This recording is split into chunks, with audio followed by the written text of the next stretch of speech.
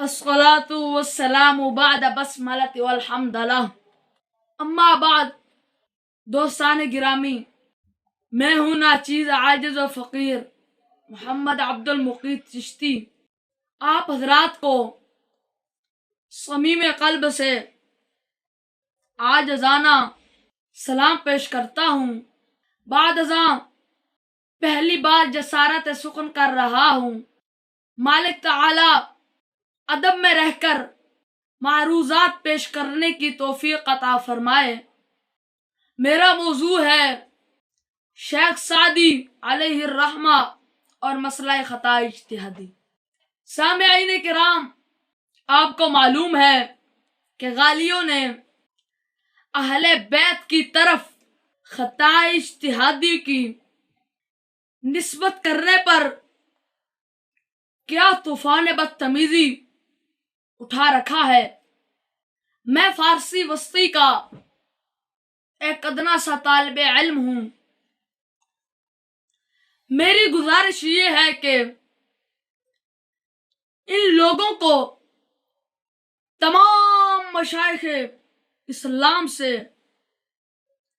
نفرت اور گستاخی کا مرتکب ہونا پڑے گا۔ وہ کیسے؟ وہ اس طرح کہ درسیات کی مشہور کتاب بوستان شریف میں، جس کے مصنف حکیم الاسلام شیخ مصلح الدین سعدی شیرازی ہیں، جن کی کتب اخلاق سے دنیا بھر فیضیاب ہوتی ہے، اس کتاب کے چوتھے باب یعنی باب تواضع کے اندر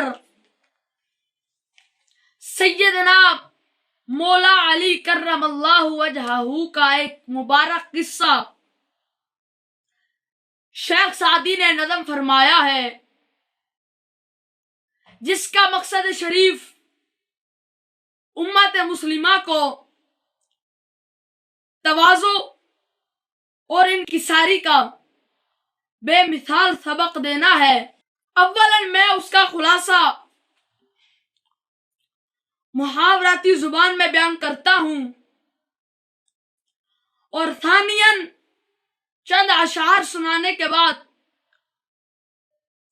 تبصرہ کی طرف عنان سخن پھیروں گا۔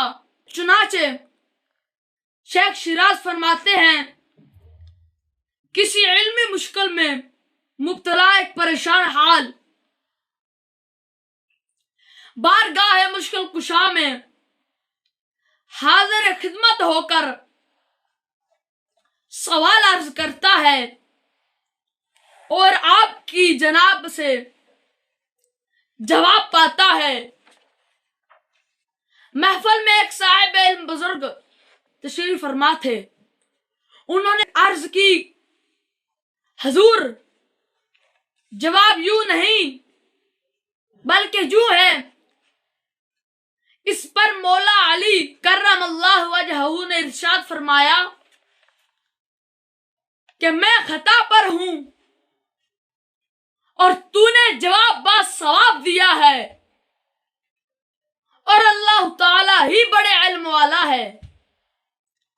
اب میں نے شیخ سعدی کے شعر آپ کی نظر کرتا ہوں۔ کسے مشکل برد پیش علی مگر مشکل اشرا کند منجلی۔ ایک شخص ایک مشکل لے گیا حضرت علی رضی اللہ تعالی عنہ کے سامنے، شاید اس کی مشکل کو حل کریں گے۔ امیر عدو بند کشور کشا جوابش بگفت سر علم را۔ دشمن کو قید کرنے والے اور ملک فتح کرنے والے امیر نے اس کو جواب فرمایا علم اور رائے سے۔ شنیدم کے شخص دران جو من بگفتہ چنی نے سیاب الحسن۔ میں نے سنا یہ کہ ایک شخص اس مجمع میں تھا، اس نے کہا اس طرح نہیں ہے ابو الحسن، یہ حضرت علی پاک کی کنیت مبارک ہے ابو الحسن۔ نرنجید زو حیدر نام جو گفتر تدانی ازی رنجیدہ نہ ہوئے اس سے مشہور حیدر. انہوں نے کہا اگر تو جانتا ہے اس سے بہتر تو کہہ. وہ گفتاں چه دانست و پاکیزہ گفت بگل چشمائے خور شاید نی ہفت. انہوں نے کہا جو کچھ وہ جانتا ہے اور پاکیزہ اس نے کہا. سورج مٹی میں مناسب نہیں ہے چھپانا. بہل منسوخن گفت و دانا یکیس کے بالا ترغ علم او علم نیس. بہتر مجھ سے بات اس نے کہی اور علم والا ایک ہے. دانا ادھر علم والے سے مراد یعنی اللہ تعالی. علم والا ایک ہے جس کے علم سے زیادہ بلند کوئی علم نہیں. پیچھے ناچیر ایک شعر پڑ گیا ہے پسندیدہ زو شاہ مردہ جواب.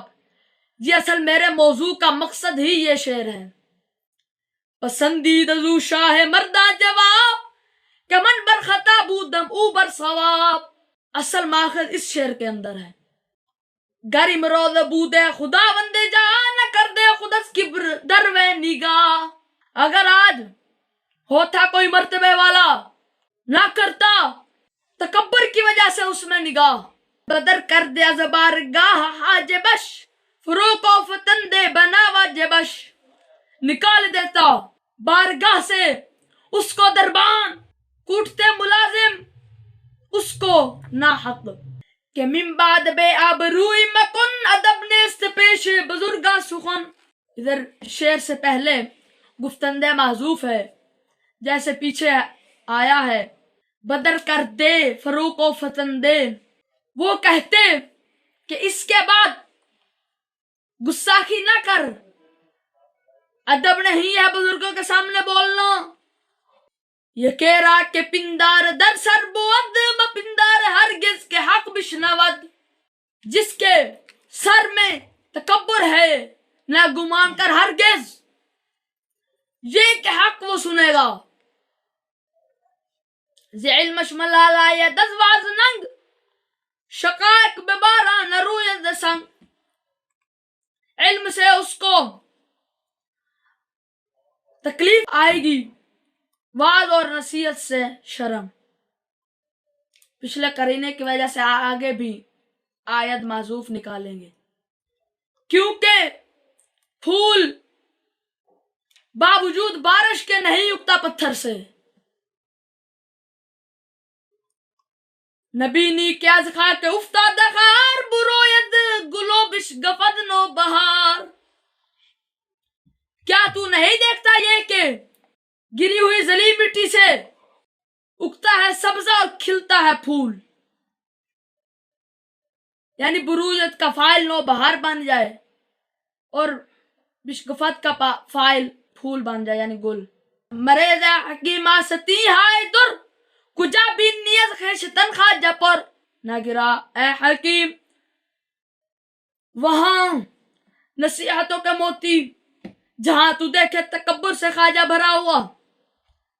بچشمے کساں در نیایت کسے کیا خود بزرگی نمایت بسے. لوگوں کی نظر میں نہیں آتا وہ شخص جو خود بزرگی دکھلاتا ہے بہت. مگوتا نہ گویند شکرت ہزار چو خود گفتی از کس توقع مدار. اس نسخے والے نے غلط لکھا ہے. لکھنا نون نفی کا تھا لیکن اس نے بے لکھ دی. نہ کہہ جب تک وہ نہ کہے تیرا شکر ہزار دفعہ. جو خود گفتی از کس توقع مدار. جب خود تو کہے کسی شخص سے توقع نہ رکھ. صفحہ نمبر حاشیہ اس کا ذوفشاں ہے جو ادھر عام مکتبوں سے مل جاتا ہے. یہ آپ دیکھ سکتے ہیں کہ باب نمبر 4 صفحہ نمبر 153 پر شیخ سعدی لکھ رہے ہیں مت کو یہ سمجھے کہ اپنی طرف سے من گھڑت بات بیان کر رہا ہے. آپ دیکھ سکتے ہیں میں آپ کو زیارت کرا دیتا. صفحہ نمبر 153 پر شیخ سعدی لکھ رہے ہیں اور ناچیز کے پاس فارسی کا نسخہ بھی موجود ہے. یہ دیکھ رہے ہیں اس کا صفحہ نمبر 132 پر شیخ سعدی لکھ رہے ہیں، شاید یہ کسی کے پاس نہ ہو تو یہ دیکھ رہے ہو اس کا فارسی حاشیہ لگا ہوا ہے۔ آگے سماعت فرمائیے۔ مت کوئی اس خیال میں رہے کہ اس کا اردو ترجمہ لکھا ہوا ہے تو یہ اردو ترجمہ لکھا ہوا ہے تو یہ پڑھ رہا ہے، یہ اردو ترجمہ نہیں لکھا ہوا، اس کا حاشیہ اردو میں ہے۔ جبکہ یہ لوگ سمجھتے ہیں کہ جو چشتی ہے وہ اردو کی کتابیں پڑھتا ہے، تو میں اس کو بتانا چاہتا ہوں تو اردو کی پڑھتا ہے، چشتی عربی کی پڑھتا ہے، نہ کہ چشتی اردو کی پڑھتا ہے تو عربی کی پڑھتا ہے۔ اللہ کے فضل و کرم سے الحمدللہ ہمیں فارسی بولنے بھی آتی ہے اور اللہ کے فضل و کرم پڑھنے بھی آتی ہے۔ اگر کسی میں دم خم ہے تو جیسے ناچیر نے عبارت پڑھی اس ایسے عبارت پڑھے، ترجمہ ترکیب تو دور کی بات ہے، ایسے عبارت ہی مجھے پڑھ کر دکھا دے میں اس کو مان جاؤں گا۔ آگے ناچیر اس تبصرے کی طرف آتا ہے۔ دوستو بتائیں اگر خطا اجتہادی کی نسبت کرنا گستاخی اور اہل بیت کی دشمنی کی علامت ہے، کیا شیخ سعدی کو دشمن اہل بیت کہیں یا گستاخ کہیں؟ جبکہ لوگ جانتے ہیں کہ شیخ سعدی کی اہل بیت کے ساتھ محبت اور ادب کا کیا عالم ہے۔ ان کے یہ اشعار لوگوں کی دعاؤں کی قبولیت کا ذریعہ بنتے ہیں۔ خدایا بحق بنی فاطمہ کے برقول ایمان کنم خاتمہ، اگر دعوت امرت کنی ور قبول، منو دست و دامان آل رسول، منو دست و دامان آل رسول۔ بلغ العلا بکمالہ کشف الدجا بجمالہ، حسنت جمیع خصالہ صلو علیہ وآلہ۔ آگے توجہ فرمائیں۔ حق بنتا ہے ہمارے بزرگوں کے ساتھ ضد اور حسد رکھنے والے شیخ سعدی علیہ الرحمہ کو گستاخ جان کر، بلکہ تمام عالم اسلام شیخ سعدی کی مبارک کتب پڑھنے پڑھانے والوں کو گستاخ جان کر ان کی کتب اور ذکر سے محروم ہو جائیں، محروم ہو جائیں، محروم ہو جائیں۔ ناچیز ایک شعر پڑھ کر اجازت چاہتا ہے۔ بری عقل و دانش بباید گریز، وما علینا الا البلاغ المبین۔